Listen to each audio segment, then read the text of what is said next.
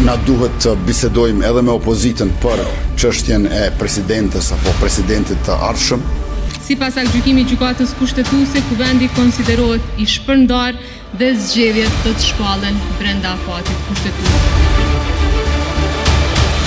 122 ditë nuk ishin bollë që pushteti të pajtohej me të tjerët për një president. Fitoja plebiscitare prej 51% pas 4 muajsh i hoqi vetes mandatin 4 vjeçar.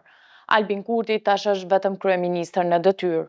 Mund të administrojë, por jo të merr vendime si pushtet fuqi plot. Dhe krejt kjo pas dështimit përfundimtar për zgjedhjen e presidentit të ri brenda afatit kushtetues.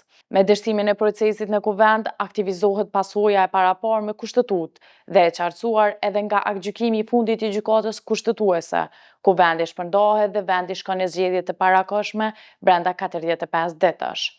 Pas shpërbërjes së kuvendit, opozita është shprehje optimiste për zgjedhje të reja, të cilat pritet të mbahen gjatë muajit qershor. Në reagimet e tyre, partitë opozitare kanë kërkuar ushtruesës së detyrës së presidentes Albulena Haxhiu që sa më shpejt të caktojë datën për mbajtjen e zgjedhjeve.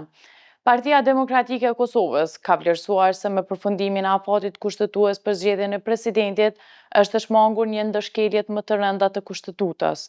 Përmes një komunikate për media, kjo parti ka bërë me dije se pushteti aktual bën përgjegjësinë kryesore për krizën e krijuar, si shkaktari i krizave të njëpastnjeshme politike. Pas dështimit të zgjedhjes së presidentit, ka reaguar edhe kryetari i Lidhjes Demokratike të Kosovës, Lumer Avdigjiku. Në profilin e tij në Facebook, ai ka shkruar se Republika e Kosovës nuk u nënshtrua. Në aktgjykimin e fundit, gjykata kushtetuese ka vlerësuar se nëse kuvendi dështon ta zgjedhë presidentin, vendi shkon në zgjedhje brenda 45 ditëve.